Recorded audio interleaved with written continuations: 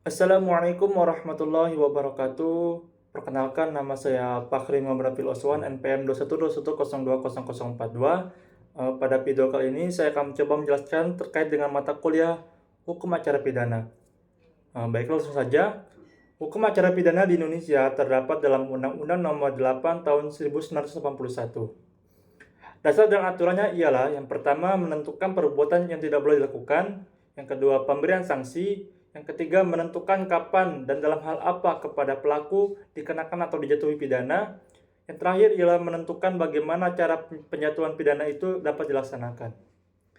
Kitab Undang-Undang Hukum Acara Pidana atau disingkat KUHP mencakup seluruh prosedur acara pidana mulai dari proses tingkat penyelidikan, penyidikan, pra penuntutan, penuntutan, sampai pemeriksaan di pengadilan dan pelaksanaan putusan hakim atau eksekusi.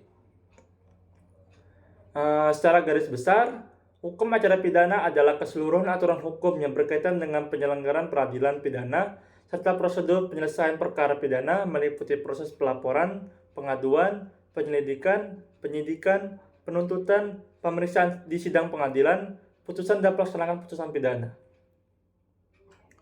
Fungsi dan tujuan hukum acara pidana yang pertama ada fungsi represif, yaitu fungsi hukum acara pidana melaksanakan dan menegakkan hukum pidana.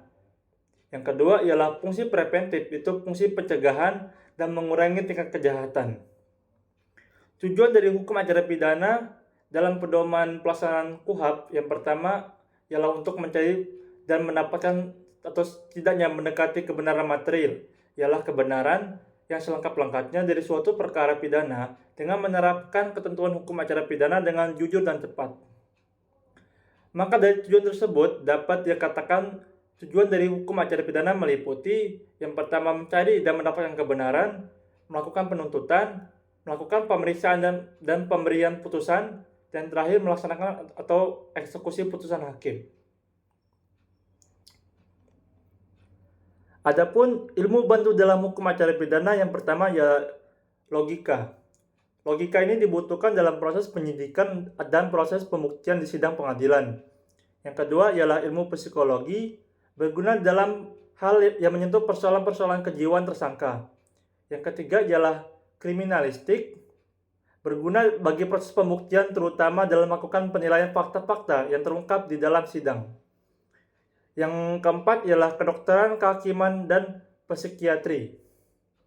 Membantu penyidik, jaksa penuntut umum, dan hakim di dalam menangani kejahatan yang berkaitan dengan nyawa atau badan seseorang atau keselamatan jiwa orang.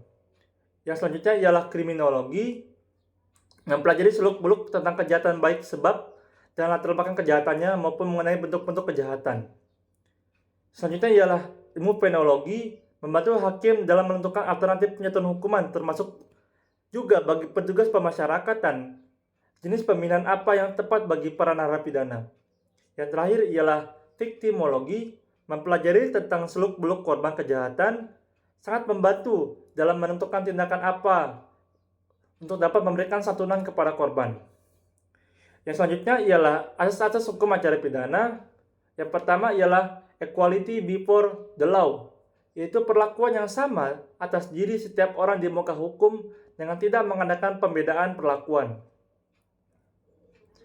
Selanjutnya ialah asas inquisitoire dan accusatoire. Asas inquisitoire adalah asas yang menjelaskan bahwa setiap pemeriksaan yang dilakukan harus dengan cara rahasia dan tertutup. Asas ini menempatkan tersangka sebagai objek pemeriksaan tanpa memperoleh hak sama sekali seperti bantuan hukum dan bertemu dengan keluarganya. Asas accusatoire menunjukkan bahwa seseorang tersangka atau terdakwa yang diperiksa bukan menjadi objek tetapi sebagai subjek. Asas ini memperlihatkan pemeriksaan dilakukan secara terbuka dan umum, di mana setiap orang dapat menghadirinya. Selanjutnya ialah asas peradilan cepat, sederhana, dan biaya ringan.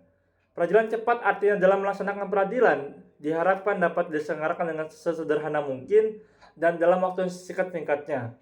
Sederhana mengandung arti bahwa penyelenggaraan peradilan dilakukan dengan cara simple, singkat, dan tidak berbelit-belit. Biaya ringan berarti penyelenggaraan peradilan ditekan sedemikian rupa agar terjangkau bagi pencari keadilan. Yang selanjutnya ialah asas praduga tak bersalah atau presumption of innocence. Terdapat dalam pasal 8 Undang-Undang Nomor 4 Tahun 2004, junto Undang-Undang Nomor 48 Tahun 2009 tentang kekuasaan kehakiman.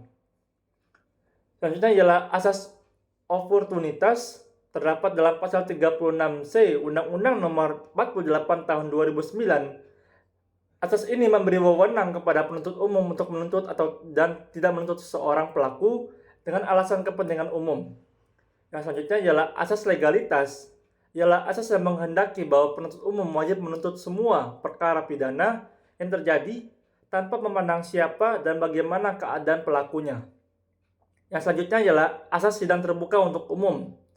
Maksudnya ialah bahwa dalam setiap persidangan harus dilakukan dengan terbuka untuk umum. Artinya siapa saja bisa menyaksikan, namun dalam hal ini ada pengecualiannya, yaitu dalam hal kasus-kasus kesusilaan dan kasus yang terdakwanya adalah anak-anak di bawah umur. Selanjutnya ialah asas peradilan dilakukan oleh hakim karena jabatannya, terdapat dalam pasal 31 Undang-Undang Nomor 4 Tahun 2004 dan pasal 6 ayat 2 Undang-Undang Nomor 4 Tahun 2004. Asas tersangka atau terdakwa berhak mendapatkan bantuan hukum. Maksudnya ialah bahwa setiap orang yang tersangkut perkara wajib diberikan kesempatan untuk memperoleh bantuan hukum yang semata-mata diberikan untuk melaksanakan kepentingan pembelaannya. Terdapat salah satunya ialah di dalam pasal 22 Undang-Undang Nomor 18 Tahun 2003. Selanjutnya ialah pemeriksaan kehakiman yang langsung dan lisan. Pemeriksaan di sidang pengadilan dilakukan oleh hakim secara langsung, artinya langsung kepada terdakwa dan para saksi. Terdapat salah satunya dalam pasal 18 Undang-Undang Nomor 4 Tahun 2004. Asas peradilan bebas yaitu hakim dalam memberikan putusan bebas dari adanya campur tangan dan pengaruh dari pihak atau kekuasaan manapun. Asas ganti rugi dan rehabilitasi terdapat pada pasal 95 sampai 97 KUHP. Pasal 95, ganti rugi dapat dilakukan oleh tersangka, terdakwa maupun terpidana atas akibat adanya penangkapan, penahanan, penuntutan, dan pengadilan serta tindakan lainnya tanpa alasan yang berdasarkan undang-undang, kekeliruan atas orang, kekeliruan hukum yang ditetapkan. Tuntutan ganti rugi diajukan melalui sidang peradilan. Asas 97, rehabilitasi dapat diajukan oleh seseorang yang diputus bebas atau lepas dari segala tuntutan hakim atas putusan pengadilan yang telah ingkrah. Permintaan rehabilitasi tersangka atas penangkapan atau penahanan yang tanpa alasan yang jelas berdasarkan undang-undang atau kekeliruan menangani orangnya atau hukum yang ditetapkannya yang tidak diajukan oleh ke pengadilan negeri diputus melalui sidang pra-peradilan pasal 97 ayat 3. Demikian materi yang dapat saya sampaikan, kurang lebihnya mohon maaf. Saya akhiri. Wassalamualaikum warahmatullahi wabarakatuh.